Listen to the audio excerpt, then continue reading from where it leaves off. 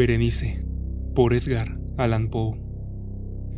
La desdicha es muy variada, la desgracia cunde multiforme en la tierra, desplegada por el ancho horizonte, como el arco iris. Sus colores son tan variados como los de este, a la vez tan distintos y tan íntimamente unidos. Desplegada por el ancho horizonte como el arco iris, ¿cómo es que de la belleza ha derivado un tipo de fealdad, de la alianza y la paz, un símil del dolor? Igual que en la ética el mal es consecuencia del bien, en realidad de la alegría nace la tristeza, o la memoria de la dicha pasada es la angustia de hoy, o las agonías que son se originan en los éxtasis que pudieron haber sido. Mi nombre de pila es Goss, no diré mi apellido.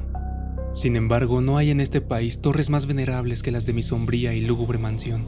Nuestro linaje ha sido llamado raza de visionarios, y en muchos sorprendentes detalles, en el carácter de la mansión familiar, en los frescos del salón principal, en los tapices de las alcobas, en los relieves de algunos pilares de la sala de armas, pero sobre todo en la galería de cuadros antiguos, en el estilo de la biblioteca y, por último, en la naturaleza muy peculiar de los libros.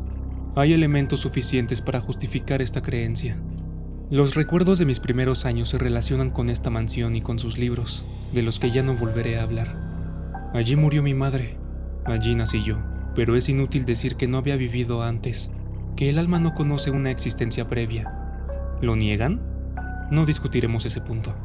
Yo estoy convencido, pero no intento convencer.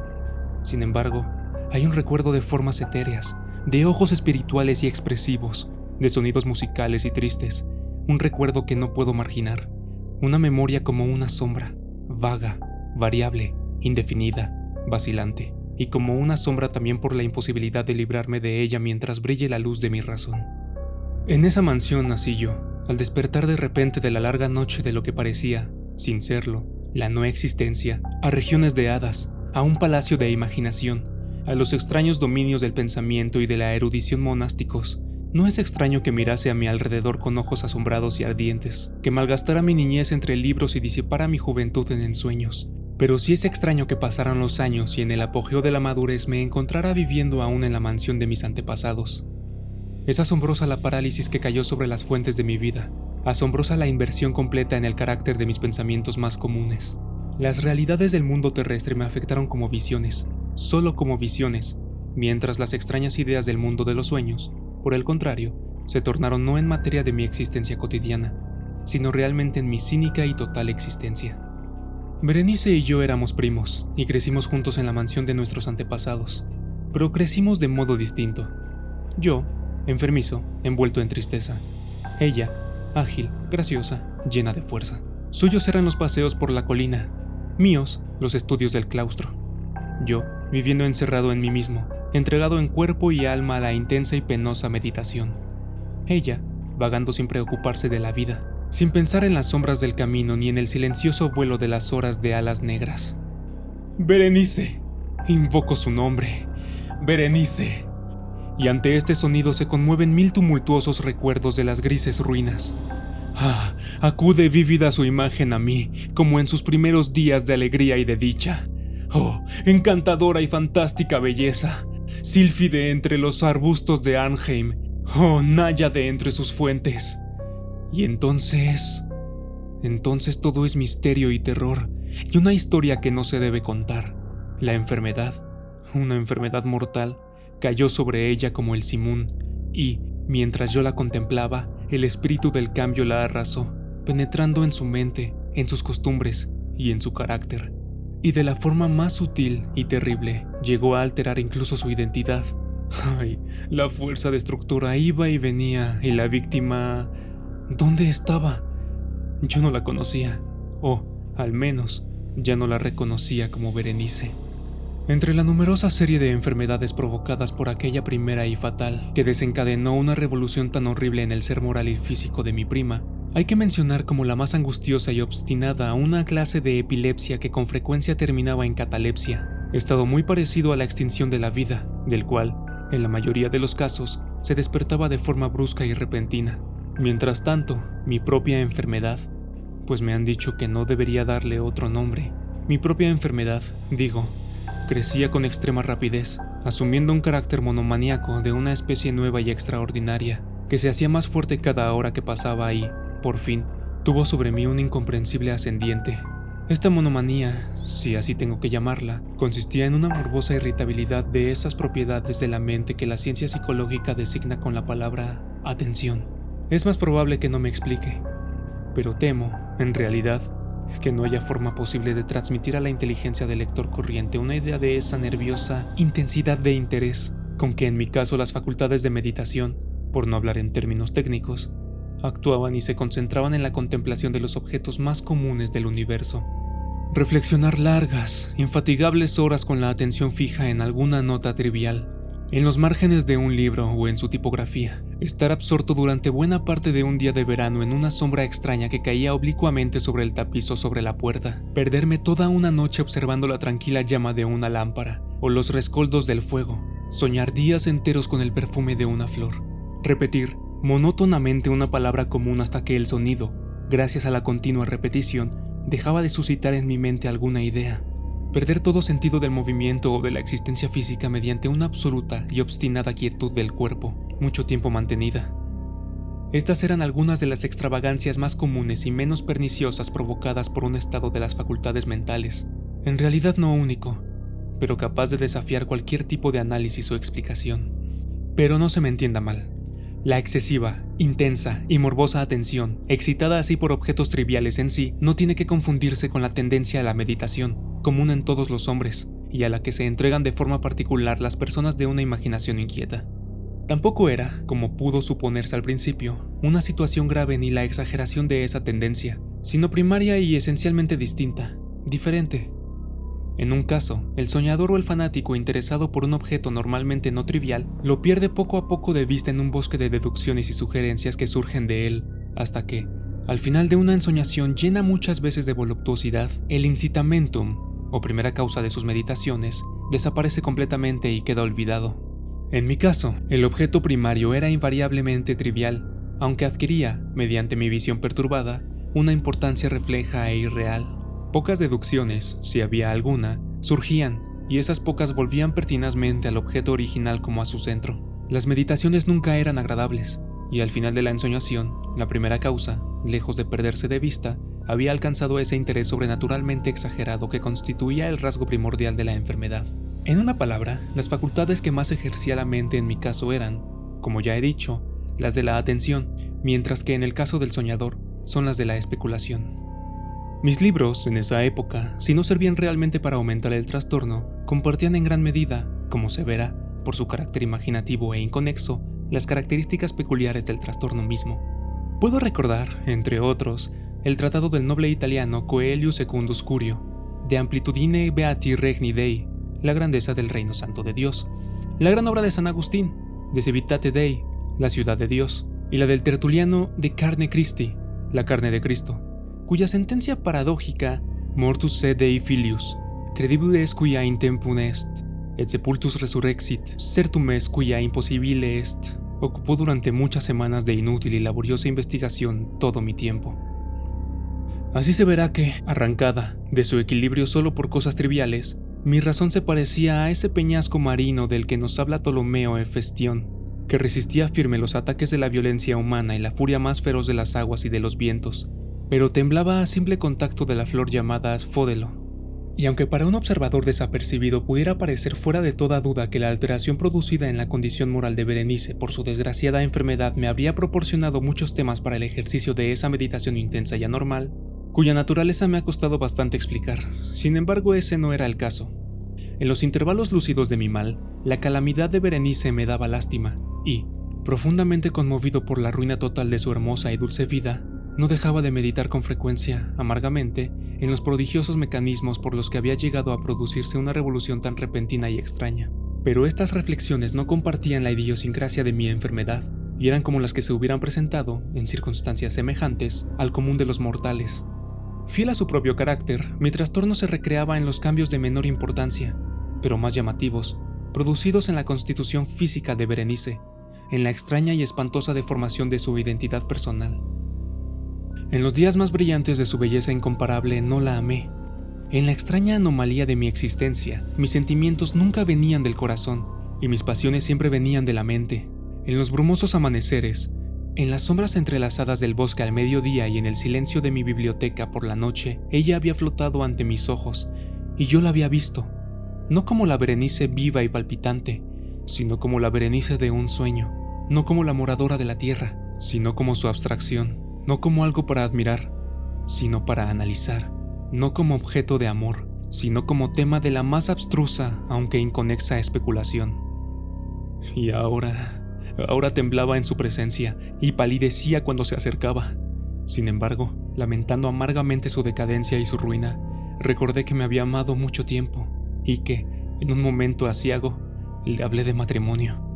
Y cuando, por fin, se acercaba la fecha de nuestro matrimonio, una tarde de invierno, en uno de esos días intempestivamente cálidos, tranquilos y brumosos, que constituyen la nodriza de la bella Alcione, estaba yo sentado y creía encontrarme solo en el gabinete interior de la biblioteca, y, al levantar los ojos, vi a Berenice ante mí. Fue mi imaginación excitada, la influencia de la atmósfera brumosa, la incierta luz crepuscular del aposento, los vestidos grises que envolvían su figura los que le dieron un contorno tan vacilante e indefinido. No sabría decirlo.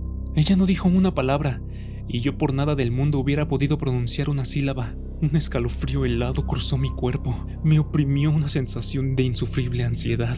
Una curiosidad devoradora invadió mi alma, y, reclinándome en la silla, me quedé un rato sin aliento, inmóvil, con mis ojos clavados en su persona. Ay, su delgadez era extrema, y ni la menor huella de su ser anterior se mostraba en una sola línea del contorno. Mi ardiente mirada cayó por fin sobre su rostro. La frente era alta, muy pálida y extrañamente serena. Lo que en un tiempo fuera cabello negro azabache caía parcialmente sobre la frente y sombreaba las sienes hundidas con innumerables rizos de un color rubio reluciente, que contrastaban discordantes por su matiz fantástico con la melancolía de su rostro. Sus ojos no tenían brillo y parecían sin pupilas, y esquivé involuntariamente su mirada vidriosa para contemplar sus labios, finos y contraídos. Se entreabrieron, y en una sonrisa de expresión peculiar los dientes de la desconocida Berenice se revelaron lentamente a mis ojos. Quiera Dios que nunca los hubiera visto o que, después de verlos, hubiera muerto. El golpe de una puerta al cerrarse me distrajo, y, al levantar la vista, descubrí que mi prima había salido del aposento. Pero de los desordenados aposentos de mi cerebro, no había salido, ni se podía apartar el blanco y horrible espectro de los dientes. Ni una mota en su superficie, ni una sombra en el esmalte, ni una mella en sus bordes había en los dientes de esa sonrisa fugaz que no se grabara en mi memoria. Ahora los veía con más claridad que un momento antes. Los dientes, estaban aquí, y allí, y en todas partes, visibles y palpables ante mí. Largos, finos, excesivamente blancos, con los pálidos labios contrayéndose a su alrededor, como en el mismo instante en que habían empezado a crecer. Entonces llegó toda la furia de mi monomanía, y yo luché en vano contra su extraña e irresistible influencia. Entre los muchos objetos del mundo externo solo pensaba en los dientes. Los anhelaba con un deseo frenético. Todas las demás preocupaciones y los demás intereses quedaron supeditados a esa contemplación. Ellos eran los únicos que estaban presentes a mi mirada mental, y en su insustituible individualidad llegaron a ser la esencia de mi vida intelectual. Los examiné bajo todos los aspectos, los vi desde todas las perspectivas, analicé sus características, estudié sus peculiaridades, me fijé en su conformación, pensé en los cambios de su naturaleza, me estremecí al atribuirles, en la imaginación, un poder sensible y consciente, y, aun sin la ayuda de los labios, una capacidad de expresión moral. De Mademoiselle Salé se ha dicho con razón que tout se peut entendre de sentiment, y de Berenice yo creía seriamente que tout se doit être décidé. Decidé. Este pensamiento absurdo me destruyó. Decidé. Por eso los codiciaba tan desesperadamente. Sentí que solo su posesión me podría devolver la paz, devolviéndome la razón. Y la tarde cayó sobre mí, y vino la oscuridad. Duró y se fue, y amaneció el nuevo día, y las brumas de una segunda noche se acumularon alrededor, y yo seguía inmóvil, sentado en aquella habitación solitaria, y seguí sumido en la meditación, y el fantasma de los dientes mantenía su terrible dominio, como si, con una claridad viva y horrible, flotara entre las cambiantes luces y sombras de la habitación. Al fin irrumpió en mis sueños un grito de horror y consternación.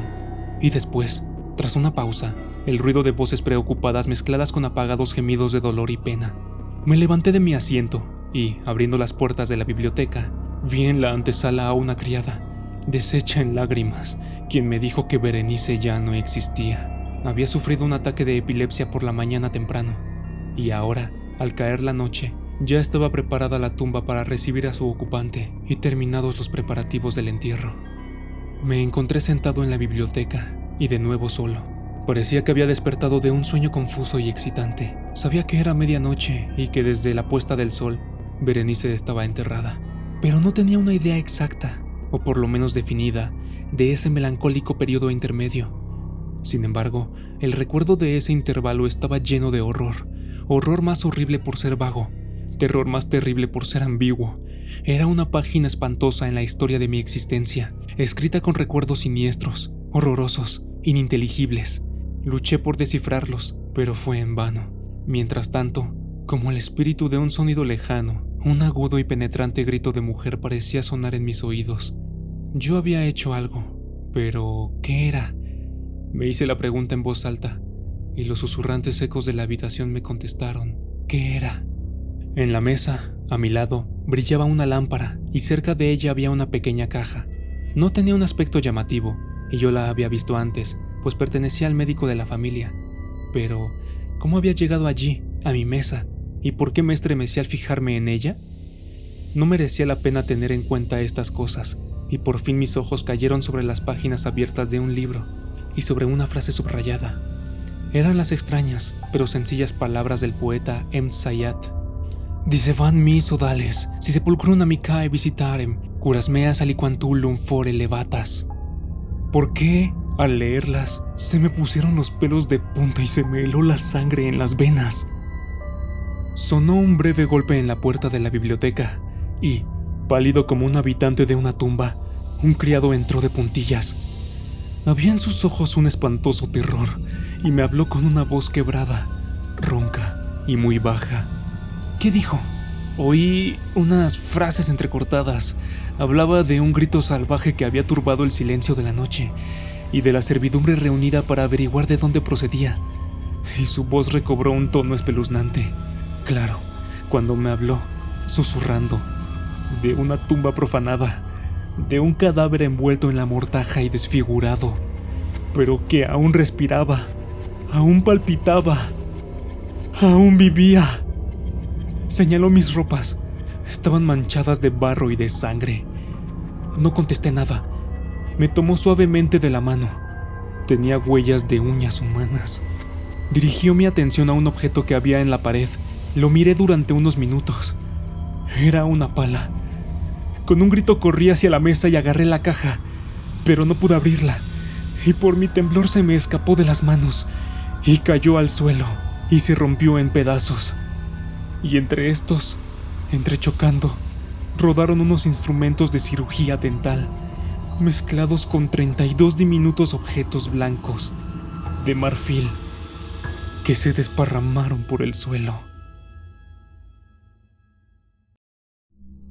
El fumador de pipa, por Martin Armstrong.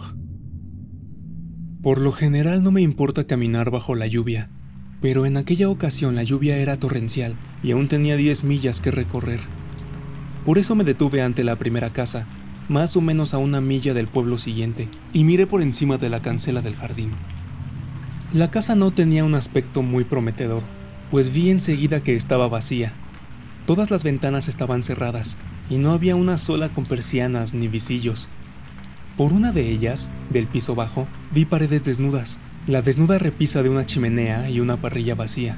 También el jardín estaba descuidado, los lechos de flores llenos de hierbas. Apenas se lo habría reconocido como tal jardín de no ser por la cerca, los vestigios de senderos rectos y los arbustos de lilas que estaban en plena flor y que regaban de agua la hierba cada vez que el viento los sacudía.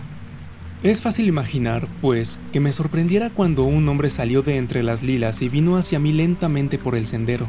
Lo sorprendente no era solo que estuviera allí, sino que paseaba por allí sin objeto, con la cabeza descubierta y sin impermeable, bajo aquella lluvia que empapaba y calaba. Era un hombre más bien gordo y vestido de clérigo, canoso, calvo, bien afeitado, con el aspecto engreído de intensidad excesiva que ve uno en los retratos de William Blake. Advertí enseguida cómo los brazos le colgaban desmayadamente junto a los costados. Sus ropas, y lo que se me hacía aún más extraño, su cara estaban chorreando agua. No parecía notar en absoluto la lluvia, pero yo sí. Estaba empezando a correrme por el pelo y a bajarme por el cuello y dije: «Usted perdone, señor, pero ¿puedo pasar a aguacerme?». Se sobresaltó y alzó unos ojos desconcertados que se encontraron con los míos. «¿Guacerse?», dijo. «Sí», respondí yo. «De la lluvia». «Ah, de la lluvia. Sí, señor, no faltaría más. Hágame el favor de pasar». Abrí la cancela del jardín y lo seguí por un sendero hacia la puerta principal, donde él se hizo a un lado con una leve inclinación para dejarme pasar primero. «Me temo que no lo encontrará muy acogedor», dijo cuando estábamos ya en la entrada. «No obstante, pase usted, señor. Aquí dentro, la primera puerta a la izquierda». La habitación, que era muy amplia y con un ventanal saledizo dividido en 5 vidrieras, estaba vacía, con la excepción de una mesa y un banco de madera de pino y una mesa más pequeña en un rincón cerca de la puerta, y sobre la que había una lámpara no encendida. «Hágame el favor de sentarse, señor», dijo, señalando el banco con otra leve inclinación. Había una cortesía anticuada en sus modales, y en su manera de hablar. Él no se sentó, sino que dio unos pasos hacia el ventanal y se quedó de pie, mirando el jardín chorreante, los brazos aún colgándole ociosamente junto a los costados. «Por lo visto, a usted no le importa la lluvia tanto como a mí, señor», dije, tratando de ser amable. Se dio la vuelta y tuve la impresión de que no podía volver la cabeza, y de que por eso tenía que volver el cuerpo entero para mirarme. No, respondió. «En absoluto. De hecho, no había reparado en ella hasta que usted me la hizo notar». «Pero debe estar usted muy mojado», dije yo. «¿No sería más prudente que se cambiara?» ¿Que me cambiara? Su absorta mirada se hizo inquisitiva y suspicaz ante la pregunta. «Que se cambiara de ropa, la mojada». «¿Que me cambiara de ropa?», dijo. «Oh, no. Oh, por Dios, no, señor. Si está mojada, sin duda se secará a su hora. Entiendo que aquí dentro no llueve, ¿verdad?». Le miré la cara. Realmente estaba pidiendo información al respecto. «No», respondí. «Aquí dentro no llueve, gracias a Dios». «Me temo que no puedo ofrecerle nada», dijo cortésmente. «Viene una mujer del pueblo por la mañana y a media tarde, pero entre tanto no tengo ninguna ayuda». Abrió y cerró sus manos colgantes. «A menos», añadió, «que quiera usted pasar a la cocina y hacerse una taza de té, si entiende usted de esas cosas». Rehusé, pero le pedí permiso para fumarme un cigarrillo. «Hágame el favor», dijo. «Me temo que no tengo ninguno que ofrecerle. El otro, mi predecesor, solía fumar cigarrillos, pero yo soy fumador de pipa». Sacó pipa y tabaco del bolsillo. Era un alivio verle emplear sus brazos y manos. Cuando ambos hubimos prendido nuestro tabaco, yo volví a hablar. Todo el rato era consciente de que recaía sobre mí la responsabilidad de la conversación, de que, si yo no hubiera hablado, mi extraño anfitrión no habría hecho la menor tentativa de romper el silencio, sino que se habría limitado a permanecer de pie, con los brazos caídos junto a los costados, mirando directamente al frente, bien al jardín, bien a mí. Eché una ojeada a la desnuda habitación. «Supongo que usted acaba de mudarse, ¿no?», dije. «¿Mudarme?». Se desplazó mínimamente y volvió de nuevo hacia sí su absorta mirada, intensa y desazonante. «De mudarse a esta casa, quiero decir». «Oh, no», dijo. «Oh, no, por Dios, señor. Llevo aquí varios años. O mejor dicho, yo mismo llevo aquí casi un año. Y el otro, mi predecesor, pasó aquí 5 años con anterioridad. Sí, ahora debe hacer 7 meses que murió. Sin duda, señor». Una melancólica, pensativa sonrisa transformó inesperadamente su rostro. «Sin duda no me creería. Mr. Bellows no me creyó. Cuando le diga que solo llevo 7 meses aquí, eso más o menos». «Si usted lo dice, señor», respondí, «¿por qué no habría de creerle?». Dio unos pasos hacia mí y alzó la mano derecha. Se la tomé de mala gana, una mano gorda, fofa, fría, que me produjo una sensación desagradable. «Gracias, señor», dijo. «Gracias. Es usted el primero, el primerísimo». Solté la mano y él no terminó la frase. se había sumido, aparentemente, en un ensueño. Luego volvió a empezar. Sin duda todo esto habría ido bien. Habría bastado con que el viejo tío de mi predecesor no le hubiera dejado esta casa. Más le hubiera valido seguir donde estaba. Era clérigo, ¿sabe usted? Abrió las manos, dándose a ver a sí mismo. Estas son sus ropas de clérigo. De pronto me preguntó, ¿usted cree en la confesión? ¿En la confesión?, dije yo. ¿Quiere decir en el sentido religioso del término? Se acercó un paso, ahora casi me tocaba. Lo que quiero decir es, dijo, bajando la voz y mirándome intensamente. ¿Cree usted que confesar un pecado o un crimen reporta alivio? ¿Qué iba a contarme? Me habría gustado decir no, para disuadir a la pobre criatura de hacerme ninguna confesión, pero había hecho su pregunta con tal tono de súplica que no tuve corazón para rechazarlo. Sí, dije. Creo que al hablar de ello puede uno liberarse muchas veces de un peso en la conciencia. Ha sido usted tan comprensivo, señor, dijo, con una de sus corteses inclinaciones, que estoy tentado de abusar. Alzó una de sus pesadas manos con un gesto perfunctorio y la dejó caer de nuevo. ¿Tendría usted paciencia para escuchar? Estaba de pie a mi lado como si fuera el maniquí de un sastre que hubiera sido colocado allí. Su pierna tocaba mi rodilla. Me sentí fuertemente repelido por su vecindad. ¿No quiere sentarse ahí?, dije, señalando el otro extremo del banco en el que yo estaba sentado. Me resultaría más fácil escucharle. Volvió el cuerpo y miró absorta y seriamente el banco. Luego se sentó en él, dándome la cara, con una pierna a cada lado, inclinado hacia mí. Estaba a punto de hablar, pero se frenó y miró a la ventana y la puerta. Luego se sacó la pipa de la boca y la depositó en la mesa, y sus ojos se volvieron a mí. Mi secreto, mi terrible secreto, dijo, es que soy un asesino. Su declaración me horrorizó, como no podía ser menos, y sin embargo, creo, apenas me sorprendió. Su extremada rareza me había preparado, hasta cierto punto, para algo bastante sombrío. Contuve el aliento, y lo miré fijamente, y él, con horror en sus ojos, me devolvió la mirada fija. Parecía estar esperando a que yo hablara, pero en un primer momento no pude hablar. ¿Qué podía yo decir en nombre de la cordura? Lo que por fin dije fue algo fantásticamente inadecuado. ¿Y esto?, dije, ¿le remuerde la conciencia? Me obsesiona, dijo, apretando de repente sus manos pesadas, fofas, que reposaban sobre el banco ante él.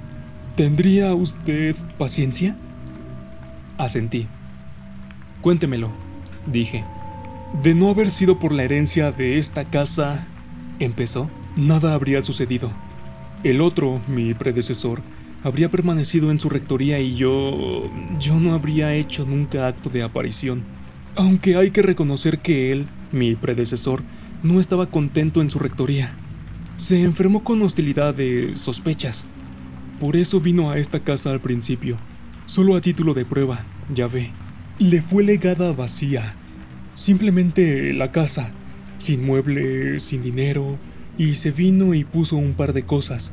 Esta mesa, este banco, unos cuantos utensilios de cocina, una cama plegable arriba. Quería, ya ve, probarla primero. Lo atraía al apartamento de la casa, pero quería asegurarse de ella en otros sentidos. Algunas casas, ve usted, son seguras, y otras no lo son, y quería asegurarse de que esta era una casa segura antes de mudarse a ella. Hizo una pausa, y luego dijo con mucha seriedad, permítame aconsejarle, amigo mío, que siempre haga eso cuando considere la posibilidad de mudarse a una casa desconocida, porque algunas casas son muy inseguras. Asentí. Ya lo creo, dije. Paredes húmedas, mal alcantarillado y demás. Él negó con la cabeza. No es eso. Algo mucho más serio que eso. Me refiero al espíritu de la casa. ¿No siente usted? Su mirada absorta se hizo más penetrante que nunca. ¿Que esta es una casa peligrosa? Me encogí de hombros. Las casas vacías son siempre un poco raras, dije. Reflexionó sobre esa afirmación. ¿Y ha notado usted, inquirió por fin, la rareza de esta?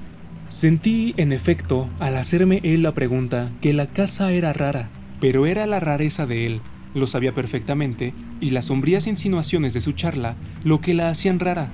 Y respondí: no es más rara que otras casas vacías, señor. Me miró con incredulidad. Extraño, dijo. Extraño que no lo sienta usted. Aunque bien es verdad que el otro, mi predecesor, no lo sintió al principio. Ni siquiera esta habitación, porque esta habitación, señor, es la habitación peligrosa.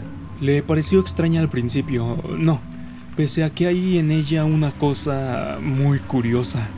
Si hubiera hecho bien, habría puesto fin a la conversación y me habría marchado, pues la charla y el comportamiento del viejo me estaban haciendo sentir cada vez más incómodo. Pero no lo hice. Estaba lloviendo con más fuerza que nunca, y se estaba poniendo muy oscuro. Evidentemente, estábamos en medio de una tormenta. El viejo se levantó del banco.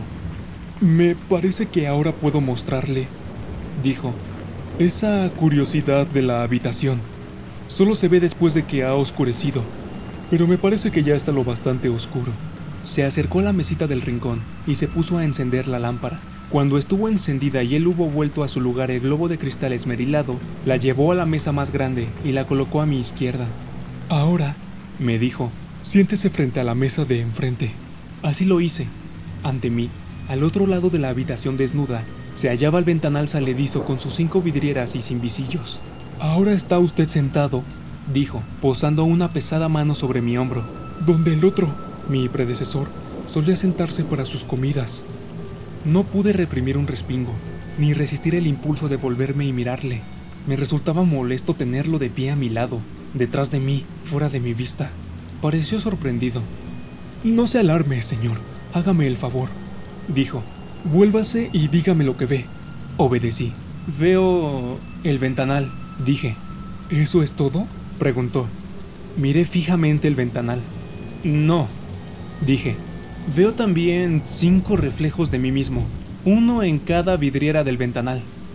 Eso es, dijo el viejo. Eso es lo que veía el otro cuando comía a solas. Veía a los otros 5, cada uno tomando su solitaria comida. Cuando él se echaba un poco de agua, cada uno de ellos se echaba agua. Cuando él encendía un cigarrillo, cada uno de ellos encendía un cigarrillo. Claro, dije yo. ¿Y eso alarmaba a su amigo? ¿Al clérigo?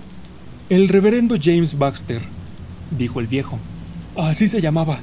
Asegúrese de no olvidarlo, amigo mío. Y si la gente le pregunta quién vive aquí, acuérdese de decir que el reverendo James Baxter. Nadie sabe... Ve usted que... Nadie sabe lo que me está contando usted. Entiendo. Exactamente, dijo él, bajando repentinamente la voz. Nadie lo sabe, ni un alma. Usted es la primera persona a la que se lo he mencionado. ¿Y no ha sido usted objeto de investigaciones?, pregunté. ¿A ese Mr. Baxter no se lo echó en falta?, negó con la cabeza. No, dijo. Ni siquiera Mr. Bellows, que cuidó de él desde el principio, se ha dado cuenta de lo ocurrido. Me volví y lo miré con incredulidad. ¿No se ha dado cuenta? ¿Quiere usted decir...? No se ha dado cuenta de que yo no soy él. Vea usted, explicó. Éramos muy parecidos. Así es, tremendamente parecidos. Antes de que se vaya, puedo enseñarle una fotografía suya y verá usted mismo. Ahora decidí que, con lluvia o sin ella, me iba a ir. No parecía haber mucho motivo, aparte de la lluvia, para mi permanencia allí. Me puse de pie. Bien, señor, dije. No puedo sino esperar que sienta usted el beneficio de haber aliviado su conciencia de su... secreto. El viejo caballero se puso muy agitado. Cerraba y abría sus manos fofas. Oh, pero no debe irse aún. No ha oído usted ni la mitad. No ha oído usted cómo ocurrió. Yo esperaba, señor... Ha sido usted tan amable que tendría paciencia y amabilidad para... Volví a sentarme en el banco. No faltaba más, dije. Si tiene usted más que decir. Acababa de decirle, ¿verdad que le había dicho?, prosiguió el caballero, que el otro, que mi predecesor solía sentarse aquí durante sus comidas y veía a sus otros 5 yos imitándolo? Cuando él encendía su cigarrillo, veía a otros 5 cigarrillos encenderse simultáneamente. Naturalmente, dije yo. Sí, naturalmente, dijo el viejo. todo era enteramente natural hasta una noche. Una noche terrible. Se interrumpió y me miró fijamente con horror en sus ojos.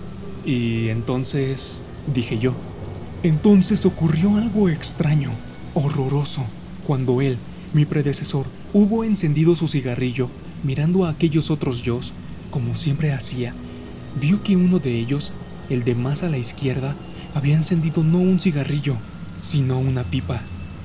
Me eché a reír. Oh, vamos, vamos, señor. El viejo se retorció las manos, lleno de agitación. Es cómico, lo sé, dijo, pero también es terrible.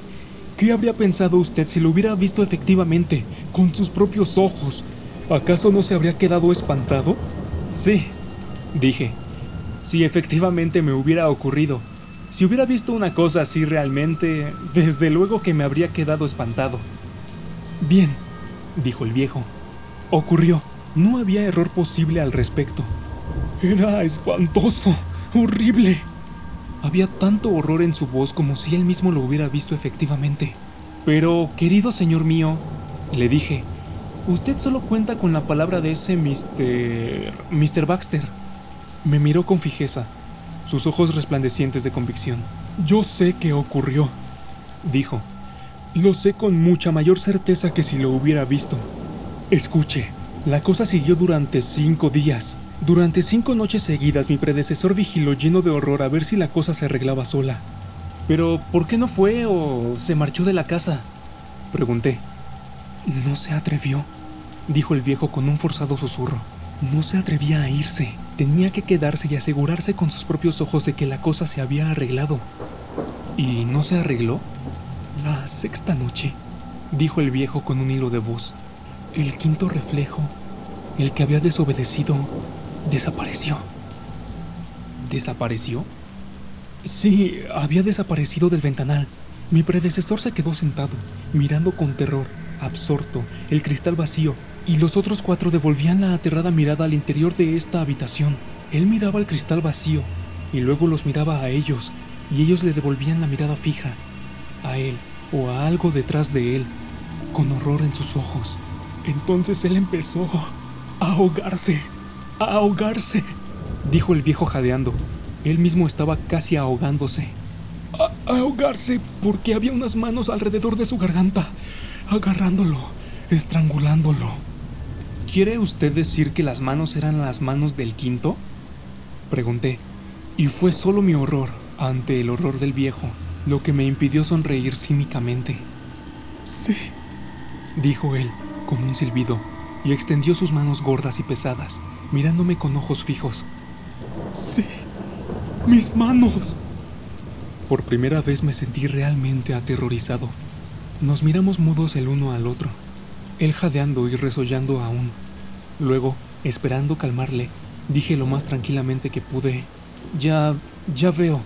¿Así que usted era el 5.º reflejo? Él señaló su pipa encima de la mesa. Sí, jadeó. Yo, el fumador de pipa.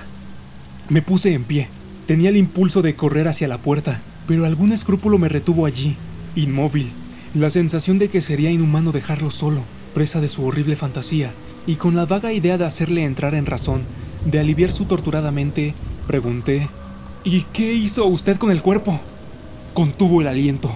Un estremecimiento le desfiguró el rostro y, apretando sus 2 manos extendidas, empezó a golpearse el pecho convulsivamente. ¡Este!, gritó con voz agónica. ¡Este es el cuerpo!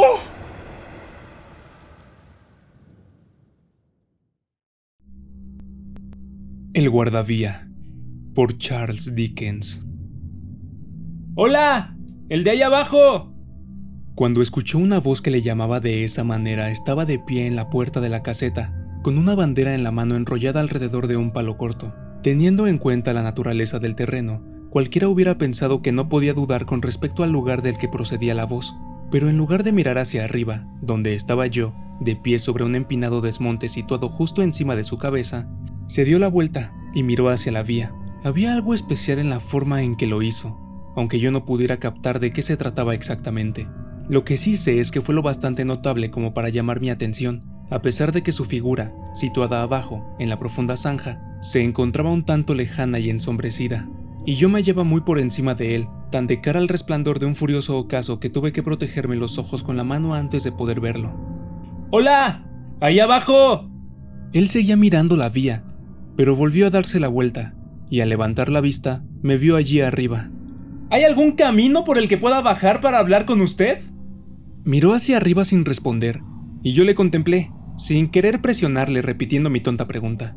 En ese preciso momento se produjo una vaga vibración en la tierra y el aire, que se convirtió rápidamente en una pulsación violenta y en una embestida que me obligó a retroceder para no caer bajo. Cuando se deshizo el vapor que se había elevado hasta mi altura desde el tren que pasó velozmente y empezó a desvanecerse en el paisaje, volví a mirar hacia abajo y pude verle enrollar en el palo la bandera que había extendido durante el paso del tren. Repetí la pregunta. Tras una pausa durante la cual pareció contemplarme con gran atención, señaló con la bandera enrollada hacia un punto situado a mi nivel, a unos 200 o 300 metros de distancia. ¡Entendido!, le grité, dirigiéndome hacia ese lugar. Allí, a fuerza de examinar cuidadosamente la zona, encontré un tosco camino que descendía en zigzag, en el que habían excavado una especie de escalones, y bajé por él. La zanja era extremadamente profunda e inusualmente inclinada. Había sido excavada en una piedra viscosa que se iba volviendo más rezumante y húmeda conforme bajaba. Por ese motivo, el camino se me hizo lo bastante largo para recordar la sensación singular de desgana y obligación con la que me había indicado dónde estaba. Cuando bajé por el camino en zigzag lo suficiente, vi que estaba de pie entre los raíles por los que acababa de pasar el tren, en actitud de estar aguardando mi aparición. Con la mano izquierda se tocaba la barbilla y descansaba el codo de ese brazo sobre su mano derecha, cruzada junto al pecho. Su actitud me pareció tan expectante y vigilante que me detuve un momento, extrañado. Reanudé mi avance, llegué a la altura de la vía y al acercarme más a él vi que era un hombre de tez pálida y pelo oscuro, de barba negra y cejas bastante pobladas.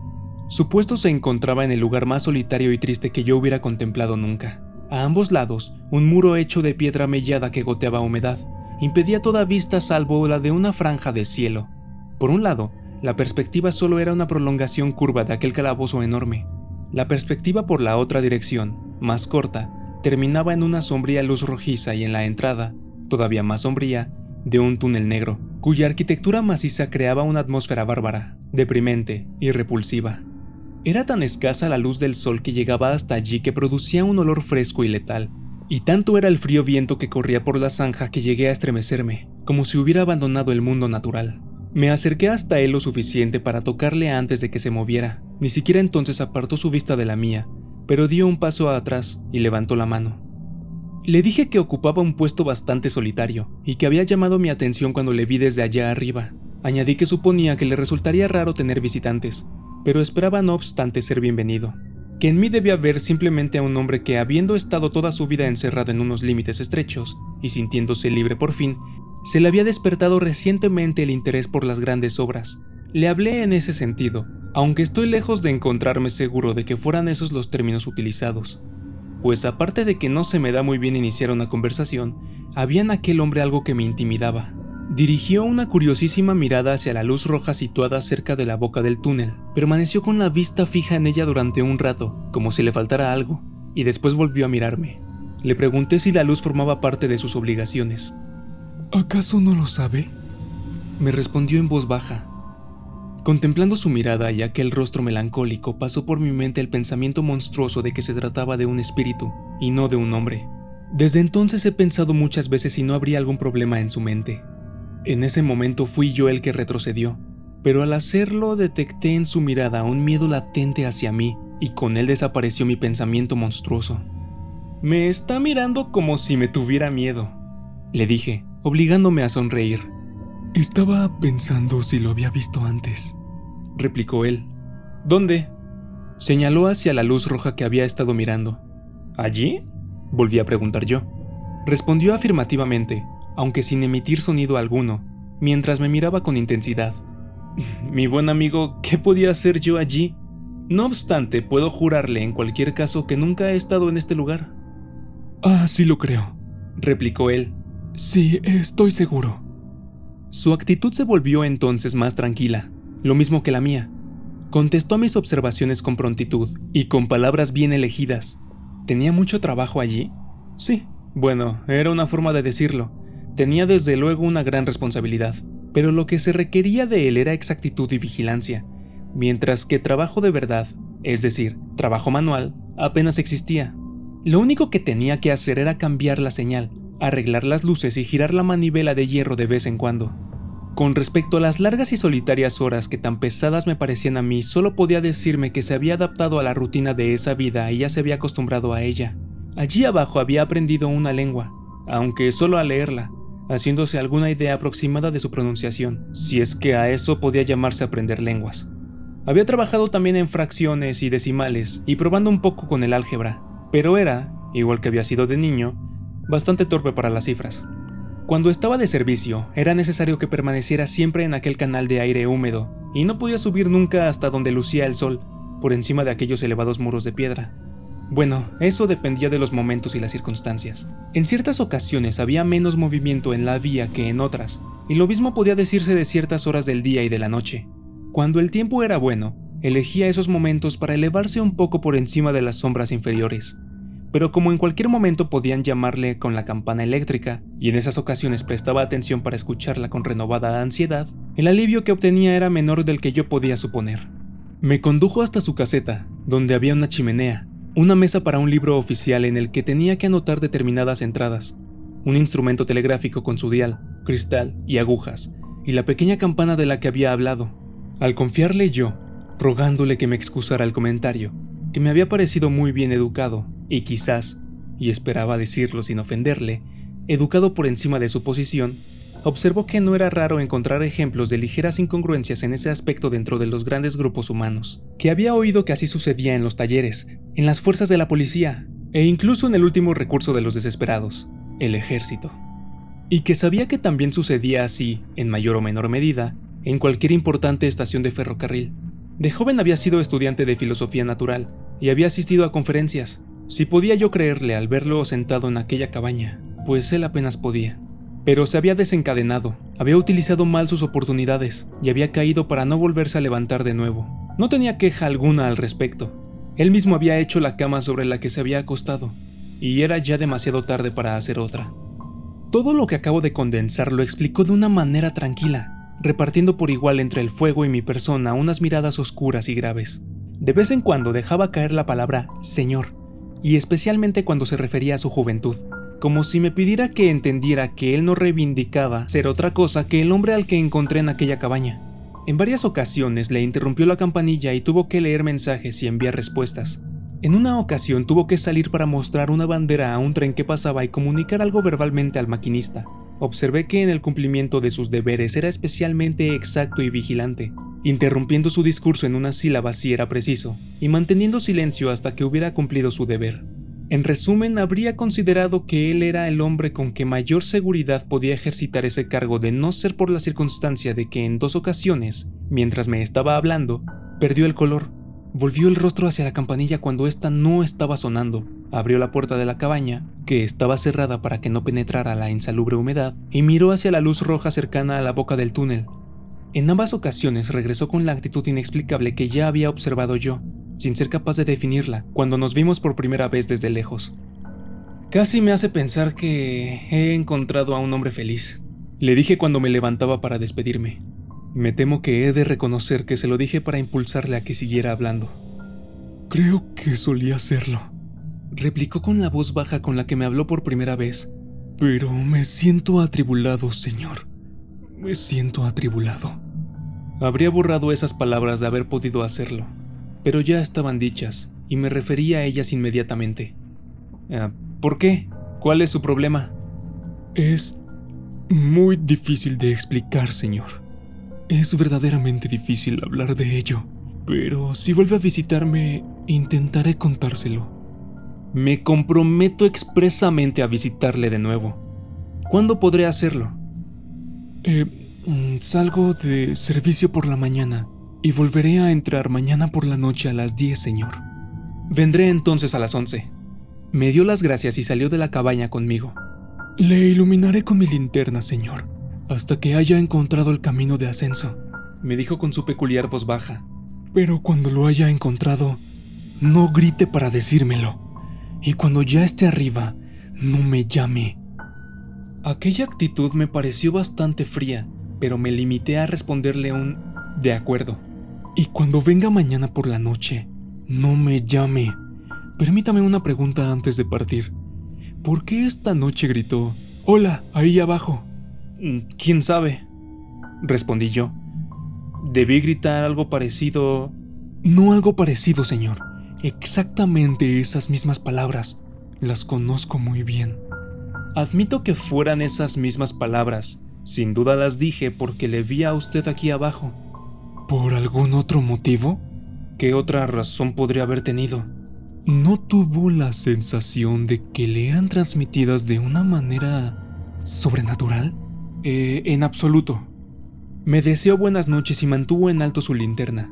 Caminé junto a la vía del ferrocarril, con la sensación muy desagradable de que venía un tren a mis espaldas, hasta que encontré el camino. La subida fue más fácil que la bajada, y llegué a mi posada sin mayores aventuras. Puntual a mi cita, cuando unos relojes distantes daban las 11 a la noche siguiente, puse el pie en el primer escalón de la bajada en zigzag. Él me aguardaba abajo con la linterna blanca encendida. No he llamado, le dije en cuanto estuvimos juntos. ¿Puedo hablar ahora? Por supuesto que sí, señor. Buenas noches. Y aquí está mi mano. Buenas noches, señor. Y aquí está la mía. Tras esa introducción caminamos uno junto al otro hasta su caseta. Entramos, cerramos la puerta y nos sentamos junto al fuego. Señor, he decidido que no tenga que preguntarme 2 veces qué es lo que me preocupa. Dijo nada más sentarse, inclinándose hacia adelante y hablándome en un tono que apenas era más elevado que un susurro. Ayer por la noche le confundí con otro. Eso es lo que me conturba. ¿Ese error? No, ese otro. ¿De quién se trata? No lo sé. ¿Se parece a mí? Tampoco sé eso. Nunca le vi el rostro. Se cubre la cara con el brazo izquierdo y mueve el derecho. Lo agita violentamente. Así.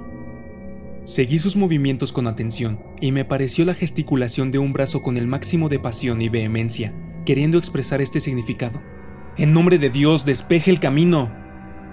Una noche estaba sentado aquí, bajo la luz de la luna, cuando oí una voz que gritaba, «¡Hola, ahí abajo!». Me levanté, miré desde la puerta y vi a ese otro de pie junto a la luz roja que hay cerca del túnel, moviendo el brazo de la manera que le acabo de explicar. La voz parecía áspera, pero sin estridencias, y gritaba, «¡Cuidado, cuidado!». Tomé la lámpara, la puse en luz roja y corrí hacia la figura preguntándole que qué pasaba, qué había sucedido, dónde. Estaba ligeramente fuera del túnel. Avancé hasta acercarme tanto que pensé que iba a chocar con la manga de su brazo. Corrí hasta allí y ya había extendido mi mano para apretarle el brazo cuando desapareció. ¿Se metió en el túnel?, pregunté. No, fui yo el que entró corriendo en el túnel, hasta casi 500 metros. Me detuve. Levanté la lámpara por encima de la cabeza, pero solo vi las cifras que indican la distancia y las manchas de humedad que se deslizaban por las paredes que goteaban desde el arco. Salí corriendo a mayor velocidad de la que había entrado, pues me sentía sobrecogido por un horror mortal, y miré por todas partes junto a la luz roja con mi propia lámpara. Subí por la escalera de hierro hasta la galería que hay encima. Volví a bajar y regresé aquí corriendo. Telegrafié en ambas direcciones. He recibido una alarma. ¿Hay algún problema? Desde ambas llegó la misma respuesta. Todo está bien. Venciendo la sensación de que un dedo helado estaba recorriendo lentamente mi columna vertebral, le dije que aquella figura debió de ser un engaño de su vista, y que es bien sabido que esas figuras, cuyo origen está en la enfermedad de los delicados nervios que rigen el funcionamiento de los ojos, a menudo han inquietado a los pacientes, algunos de los cuales han tomado conciencia de la naturaleza de su aflicción e incluso se lo han demostrado a sí mismos por medio de experimentos.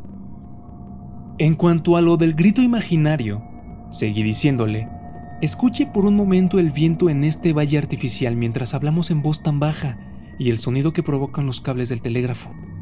Me contestó que todo aquello estaba muy bien, después de que hubiéramos estado sentados por un tiempo en silencio y escuchando, pero que él debía saber algo sobre el viento y los cables, pues con frecuencia había pasado allí largas noches de invierno a solas y vigilante. Añadió que me rogaba que tuviera en cuenta que no había terminado su historia. Le pedí excusas y lentamente, tocándome el brazo, añadió estas palabras. 6 horas después de la aparición, sucedió el conocido accidente de esta vía, y 10 horas más tarde, sacaban los muertos y los heridos a través del túnel por el lugar en donde había estado la figura.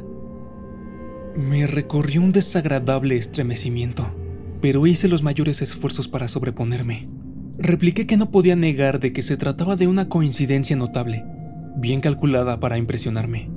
Pero era incuestionable que continuamente se producen notables coincidencias y que deben tenerse en cuenta al tratar temas semejantes. Aunque debía admitir a buen seguro, añadí, pues creí ver que iba a oponerse a esa objeción, que los hombres con sentido común no tienen en cuenta esas coincidencias al analizar de manera ordinaria la vida. De nuevo me hizo cortésmente la observación de que no había terminado. Por segunda vez, le supliqué que me perdonara la interrupción. Esto sucedió hace exactamente 1 año, dijo poniendo de nuevo la mano en mi brazo y mirando por encima de su hombro con ojos huecos. Pasaron 6 o 7 meses y ya me había recuperado de la sorpresa y el shock, cuando una mañana, al despuntar el día, me encontraba de pie en la puerta mirando hacia la luz roja y vi de nuevo al espectro. Se detuvo ahí y permaneció mirándome fijamente. ¿Gritó algo? No, guardaba silencio. ¿Movía el brazo? No, estaba apoyado sobre el haz de luz, con las 2 manos ante el rostro puestas así. Seguí sus movimientos con la mirada y vi una acción de dolor. Ya había visto esa actitud en las esculturas que hay sobre las tumbas. ¿Subió hasta allí? Entré y me senté, en parte para pensar en ello, pero también en parte porque me sentía débil. Cuando volví a salir, la luz del día lo iluminaba todo, y el fantasma ya había desaparecido. ¿Y no pasó nada? ¿La aparición no tuvo consecuencias? Me tocó el brazo con el dedo índice 2 o 3 veces asintiendo fúnebremente cada vez. Aquel mismo día, cuando un tren salía del túnel, me di cuenta al mirar hacia una ventanilla que en el interior había una confusión de manos y cabezas, y que algo se movía. Lo vi durante el tiempo necesario para pedir al maquinista que se detuviera. Puso el freno, pero el tren se deslizó hasta unos 150 metros de aquí, o más. Corrí hasta allí, y al llegar escuché terribles gritos y lamentos. Una mujer joven y hermosa había muerto instantáneamente en uno de los compartimientos y la trajeron hasta aquí, colocándola en este suelo que hay ahora entre nosotros. Involuntariamente, eché hacia atrás mi silla y miré las tablas que él me señalaba. Así fue, señor. Ciertamente, sucedió exactamente tal como se lo cuento. No se me ocurría nada que decir, en ningún sentido, y tenía la boca muy seca. El viento y los cables siguieron la historia con un gemido prolongado. Y ahora, señor, siguió diciéndome, medité en ello y juzgué hasta qué punto está conturbada mi mente. El espectro regresó hace una semana. Desde entonces ha aparecido allí, una y otra vez, sin seguir pauta alguna. ¿Junto a la luz? Junto a la luz de peligro. ¿Y qué es lo que parece hacer? Repitió, si ello fuese posible, con mayor precisión y vehemencia, la misma gesticulación cuyo significado había interpretado como «¡Por Dios, despejen el camino!» Y luego siguió hablando. Por eso no tengo ni paz ni descanso. Durante muchos minutos seguidos, y de manera dolorosa, me grita «¡Cuidado ahí abajo!» y sigue haciéndome señas. Hace que suene la campanilla. Esa última frase me hizo pensar algo. ¿Sonó la campanilla ayer por la noche cuando yo estaba aquí y usted salió por la puerta? Sí, 2 veces. Bien, ya veo que su imaginación le está desorientando. Yo tenía la vista fija en la campanilla y los oídos bien abiertos a su sonido, y tan seguro como de que estoy vivo que no sonó en esas ocasiones. No, ni en ningún otro momento, salvo dentro del curso natural de las cosas físicas, cuando la estación comunicaba con usted. Todavía no he cometido nunca un error, señor, añadió agitando la cabeza. Jamás he confundido la llamada del espectro con la del hombre. La llamada del fantasma es una extraña vibración en la campana que no viene de parte alguna. Y no he afirmado que la campana se mueva delante de los ojos. No me extraña que usted no la oyera, pero yo sí la escuché. ¿Y estaba el espectro allí cuando miró? Allí estaba. ¿Las 2 veces? Las 2, repitió con firmeza. ¿Querrá venir conmigo hasta la puerta y mirar ahora? Se mordió el labio inferior, como si lo que yo le había propuesto le desagradara, pero se levantó. Abrí la puerta y salí hasta el primer escalón. Mientras él permanecía en el umbral, estaba allí la luz de peligro, también la boca tenebrosa del túnel, los altos muros de piedra húmeda de la zanja, y por encima, las estrellas. ¿Lo ve?, le pregunté fijándome especialmente en su rostro. Sus ojos estaban tensos, pero no mucho más, quizá, de lo que habrían estado los míos de haberlos dirigido tan ansiosamente hacia ese lugar. No, respondió, no está allí. Estamos de acuerdo, repliqué yo. Volvimos a entrar, cerré la puerta y ocupamos nuestros asientos. Me concentré en encontrar el mejor modo de aprovechar aquella ventaja, si así podía llamársele, cuando él reanudó la conversación de manera casual, como suponiendo que no podía existir entre nosotros ninguna cuestión seria, hasta el punto de que me sentí en la posición más débil. Ahora ya habrá entendido plenamente, señor, que lo que me turba de un modo tan terrible es la cuestión de cuál es el significado del espectro. Le contesté que no estaba seguro de entenderle plenamente. ¿Contra qué advierte?, dijo él pensativamente, con la mirada puesta en el fuego y mirándome solo de vez en cuando. ¿Cuál es el peligro? ¿Dónde está? Sé que hay peligro en algún lugar de la vía, que va a suceder alguna calamidad terrible.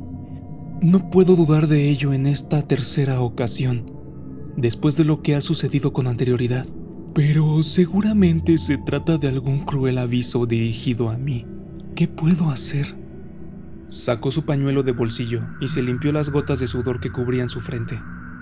Si telegrafío diciendo que hay peligro en alguna de las direcciones, o en ambas, no puedo explicar el motivo, siguió diciendo al tiempo que se secaba las palmas de las manos. Tendría problemas y no serviría de nada. Las cosas sucederían así. Mensaje: peligro, tengan cuidado. Respuesta: ¿qué peligro? ¿Dónde? Mensaje: no lo sé, pero por el amor de Dios, tengan cuidado. Me despedirían. ¿Qué otra cosa podrían hacer? Sentí una enorme piedad ante su dolor. Era la tortura mental de un hombre consciente oprimido más allá de lo que era capaz de soportar por una responsabilidad ininteligible que significaba riesgo para alguna vida. Cuando apareció por primera vez bajo la luz de peligro, siguió diciendo al tiempo que se echaba hacia atrás los cabellos oscuros y se frotaba las sienes con las manos, con la agitación del dolor enfebrecido.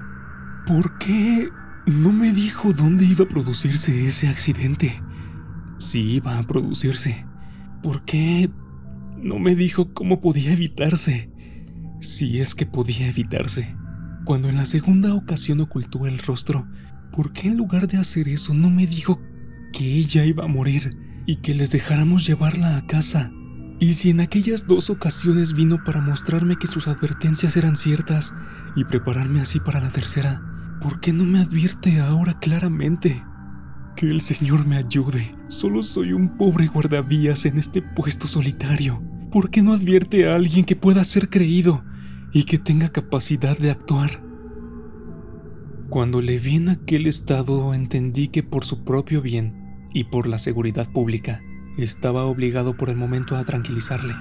Por ello, dejando a un lado toda cuestión de realidad o irrealidad que hubiera entre nosotros, le manifesté que cualquiera que cumpliera plenamente con su deber tenía que hacerlo bien por fuerza, y que al menos tenía el consuelo de que entendía cuál era su deber, aunque no pudiera entender aquellas confusas apariciones. En este sentido, tuve más éxito en el intento de razonar con él para que abandonara sus convicciones. Se tranquilizó. Las ocupaciones de su cargo empezaron a exigir más su atención conforme avanzaba la noche, y lo abandoné a las 2 de la mañana. Me había ofrecido permanecer la noche con él, pero no quiso ni oír hablar de ello. No veo razón alguna para ocultar que en más de una ocasión me volví para mirar la luz roja mientras subía las escaleras, que no me gustaba esa luz roja, y que habría dormido muy mal de haber tenido mi cama debajo de ella. Tampoco me gustaban las 2 secuencias del accidente y de la joven muerta. No veo razón tampoco para ocultar ese hecho. Pero lo que más ocupaba mi pensamiento era la consideración de cómo debería actuar una vez que había recibido tales revelaciones. Tenía pruebas de que aquel hombre era inteligente, vigilante, laborioso y exacto. Pero, ¿cuánto tiempo seguiría haciéndolo en aquel estado mental? Aunque su posición fuera subordinada, seguía confiándosele una importantísima responsabilidad. Y me gustaría a mí, por ejemplo, que mi vida estuviera sometida a la posibilidad de que siguiera cumpliendo su deber con precisión.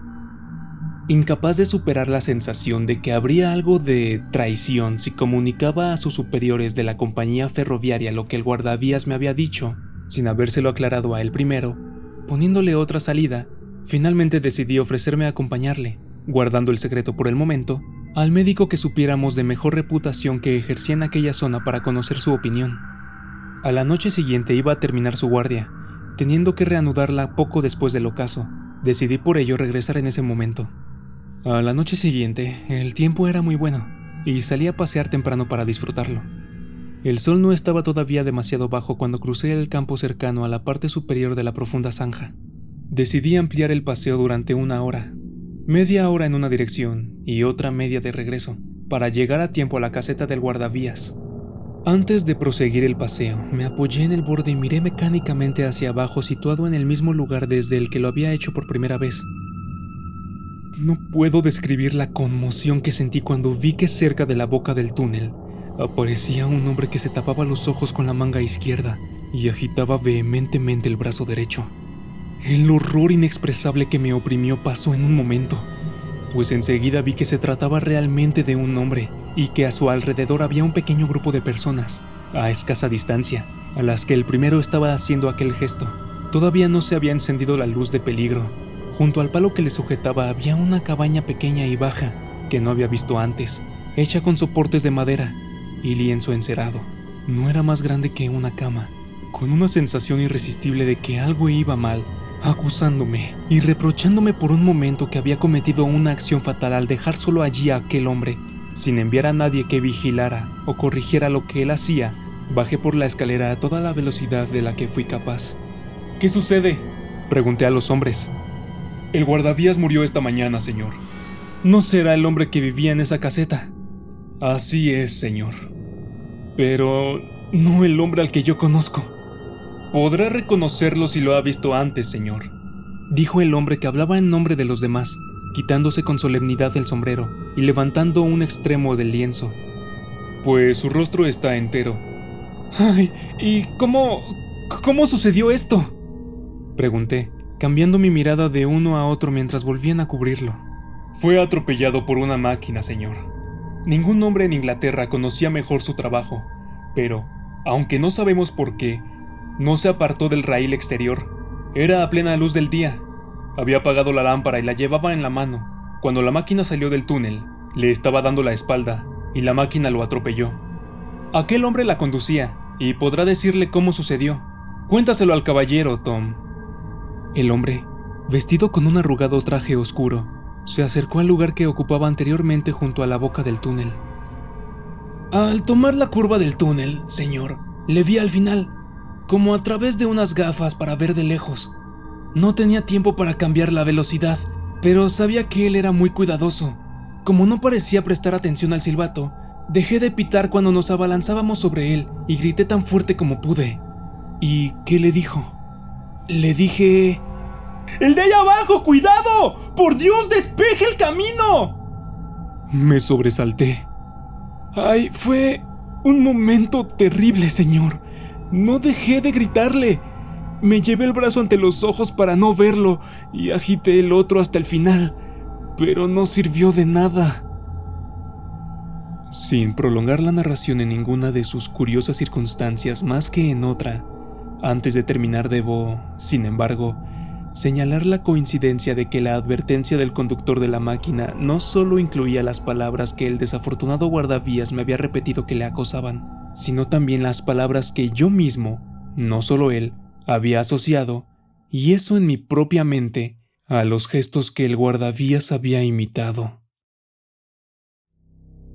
La gallina degollada, de Horacio Quiroga.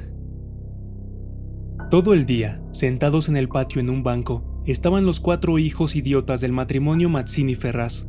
Tenían la lengua entre los labios, los ojos estúpidos y volvían la cabeza con la boca abierta. El patio era de tierra, cerrado al oeste por un cerco de ladrillos. El banco quedaba paralelo a él, a 5 metros, y allí se mantenían inmóviles, fijos los ojos en los ladrillos. Como el sol se ocultaba tras el cerco, al declinar los idiotas tenían fiesta. La luz enceguecedora llamaba la atención al principio.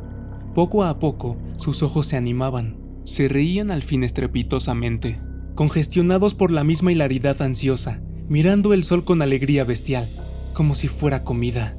Otras veces, alineados en el banco, zumbaban horas enteras, imitando al tranvía eléctrico. Los ruidos fuertes sacudían a sí mismo su inercia, y corrían entonces, mordiéndose la lengua y mugiendo, alrededor del patio.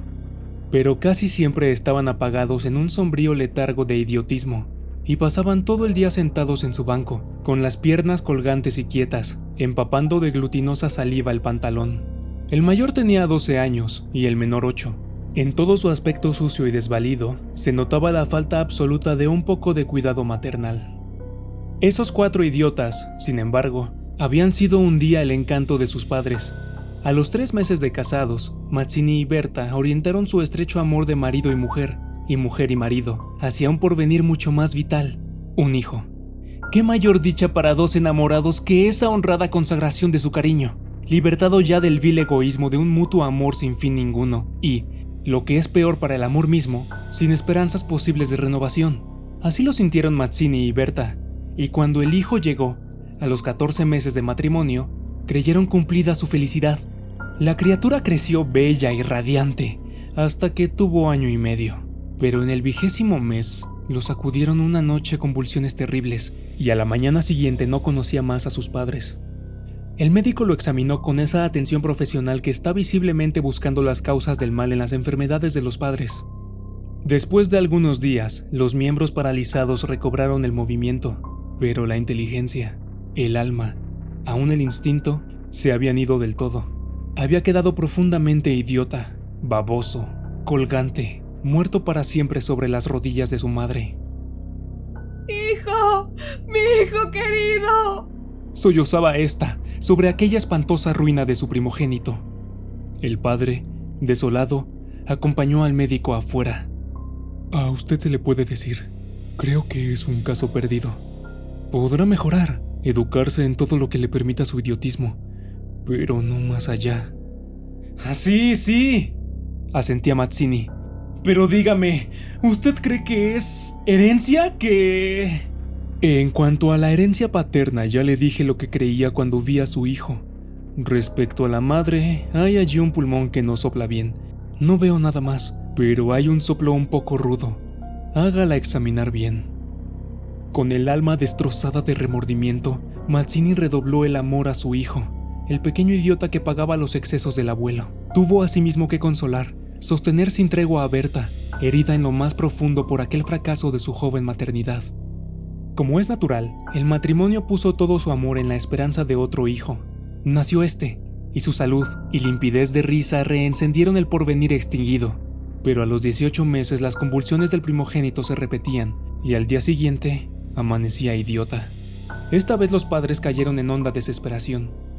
Luego su sangre, su amor estaban malditos. Su amor, sobre todo. 28 años él, 22 ella, y toda su apasionada ternura no alcanzaba a crear un átomo de vida normal. Ya no pedían más belleza e inteligencia como en el primogénito. Pero un hijo como todos. Del nuevo desastre brotaron nuevas llamaradas del dolorido amor, un loco anhelo de redimir de una vez para siempre la santidad de su ternura. Sobrevinieron mellizos, y punto por punto se repitió el proceso de los 2 mayores. Mas, por encima de su inmensa amargura, quedaba a Mazzini y Berta gran compasión por sus 4 hijos. Hubo que arrancar del limbo de la más honda animalidad, no ya sus almas, sino el instinto mismo abolido. No sabían deglutir, cambiar de sitio, ni aún sentarse. Aprendieron al fin a caminar, pero chocaban contra todo por no darse cuenta de los obstáculos. Cuando los lavaban, mugían hasta inyectarse de sangre el rostro. Se animaban solo al comer, o cuando veían colores brillantes u oían truenos. Se reían entonces, echando afuera lengua y ríos de baba, radiantes de frenesí bestial. Tenían, en cambio, cierta facultad imitativa, pero no se pudo obtener nada más. Con los mellizos pareció haber concluido la aterradora descendencia, pero pasados 3 años, desearon de nuevo ardientemente otro hijo, confiando en que el largo tiempo transcurrido hubiera aplacado la fatalidad. No satisfacían sus esperanzas, y en ese ardiente anhelo que se exasperaba, en razón de su infructuosidad, se agriaron. Hasta ese momento cada cual había tomado sobre sí la parte que le correspondía en la miseria de sus hijos. Pero la desesperanza de redención ante las 4 bestias que habían nacido de ellos echó afuera esa imperiosa necesidad de culpar a los otros, que es patrimonio específico de los corazones inferiores. Iniciáronse con el cambio de pronombre, tus hijos, y como a más del insulto había la insidia, la atmósfera se cargaba. «Me parece», le dijo una noche Mazzini, que acababa de entrar y se lavaba las manos, «que podrías tener más limpios a los muchachos». Berta continuó leyendo como si no hubiera oído. Es la primera vez, repuso al rato, que te veo inquietarte por el estado de tus hijos. Mazzini volvió un poco la cara a ella con una sonrisa forzada. «De nuestros hijos, me parece». Bueno, de nuestros hijos. ¿Te gusta así? Alzó ella los ojos. Esta vez, Mazzini se expresó claramente. «Creo que no vas a decir que yo tenga la culpa, ¿no?» Ah, no. Se sonrió Berta, muy pálida. Pero yo tampoco, supongo. No faltaba más. Murmuró. ¿Qué no faltaba más? Que si alguien tiene la culpa, no soy yo. Entiéndelo bien. Eso es lo que te quería decir. Su marido la miró un momento, con brutal deseo de insultarla. «Dejemos», articuló, secándose por fin las manos. Como quieras, pero si quieres decir... ¡Berta! Como quieras. Este fue el primer choque, y le sucedieron otros, pero en las inevitables reconciliaciones, sus almas se unían con doble arrebato y locura por otro hijo. Nació así una niña. Vivieron 2 años con la angustia a flor de alma, esperando siempre otro desastre. Nada acaeció, sin embargo, y los padres pusieron en ella toda su complacencia, que la pequeña llevaba a los más extremos límites del mimo y la mala crianza. Si aún en los últimos tiempos Berta cuidaba siempre de sus hijos, al nacer Berta se olvidó casi del todo de los otros. Su solo recuerdo la horrorizaba, como algo atroz que la hubiera obligado a cometer. A Mazzini, bien que en menor grado, le pasaba lo mismo. No por eso la paz había llegado a sus almas.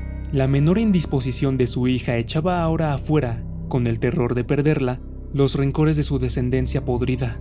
Habían acumulado y el sobrado tiempo para que el vaso no quedara distendido, y al menor contacto el veneno se vertía afuera. Desde el primer disgusto emponzoñado se habían perdido el respeto, y si hay algo a que el hombre se siente arrastrado con cruel fruición, es, cuando ya se comenzó, a humillar del todo a una persona. Antes se contenían por la mutua falta de éxito. Ahora que éste había llegado, cada cual, atribuyéndolo a sí mismo, sentía mayor la infamia de los 4 engendros que el otro le había forzado a crear.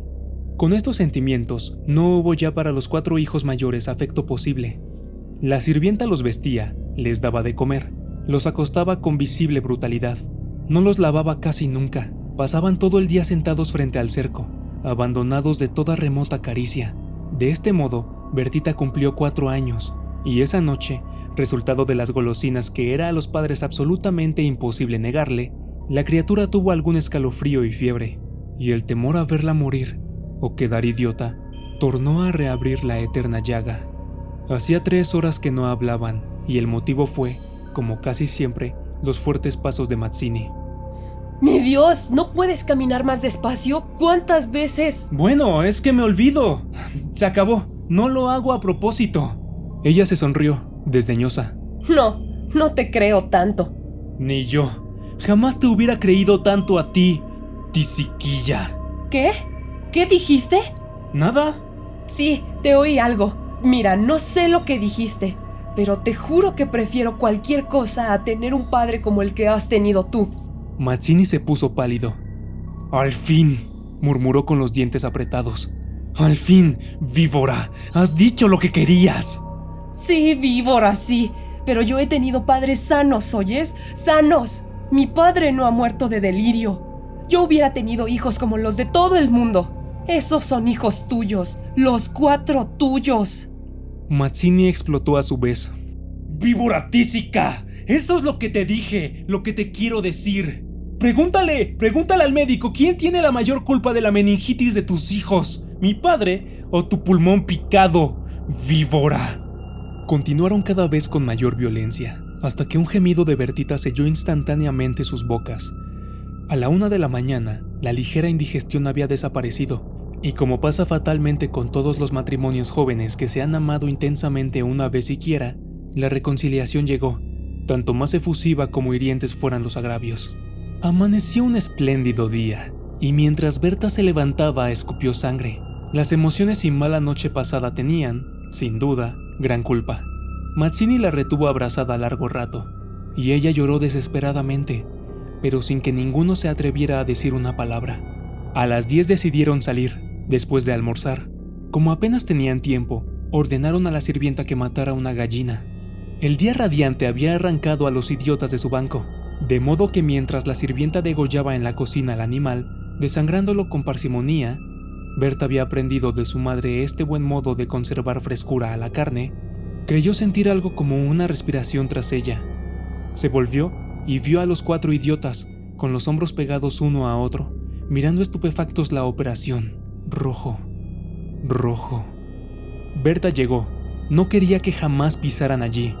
Y ni aún en esas horas de pleno perdón, olvido y felicidad reconquistada podía evitarse esa horrible visión. Porque, naturalmente, cuando más intensos eran los raptos de amor a su marido e hija, más irritado era su humor con los monstruos. ¡Que salgan, María! ¡Échelos! Le digo. Las 4 pobres bestias, sacudidas, brutalmente empujadas, fueron a dar a su banco. Después de almorzar, salieron todos. La sirvienta fue a Buenos Aires y el matrimonio a pasear por las quintas. Al bajar el sol volvieron, pero Berta quiso saludar un momento a sus vecinas de enfrente. Su hija se escapó enseguida a casa. Entretanto, los idiotas no se habían movido en todo el día de su banco. El sol había traspuesto ya el cerco, comenzaba a hundirse y ellos continuaban mirando los ladrillos, más inertes que nunca. De pronto, algo se interpuso entre su mirada y el cerco. Su hermana, cansada de 5 horas paternales, quería observar por su cuenta. Detenida al pie del cerco, miraba pensativa la cresta. Quería trepar, eso no ofrecía duda. Al fin se decidió por una silla desfondada, pero faltaba aún. Recurrió entonces a un cajón de querosene, y su instinto topográfico le hizo colocar vertical el mueble, con lo cual triunfó. Los 4 idiotas, la mirada indiferente, vieron cómo su hermana lograba pacientemente dominar el equilibrio, y cómo en puntas de pie apoyaba la garganta sobre la cresta del cerco, entre sus manos tirantes. La vieron mirar a todos lados, y buscar apoyo con el pie para alzarse más, pero la mirada de los idiotas se había animado. Una misma luz insistente estaba fija en sus pupilas. No apartaban los ojos de su hermana, mientras creciente sensación de gula bestial iba cambiando cada línea de sus rostros. Lentamente, avanzaron hacia el cerco. La pequeña, que habiendo logrado calzar el pie, iba ya a montar a horcajadas y caerse del otro lado, seguramente, se sintió cogida de la pierna. Debajo de ella, los 8 ojos clavados en los suyos le dieron miedo. ¡Suéltame! ¡Déjame! Gritó, sacudiendo la pierna, pero fue atraída. ¡Mamá! ¡Ay, mamá! ¡Mamá! ¡Papá! Lloró imperiosamente. Trató aún de sujetarse del borde, pero se sintió arrancada y cayó. ¡Mamá! ¡Ay! ¡Mamá! No pudo gritar más.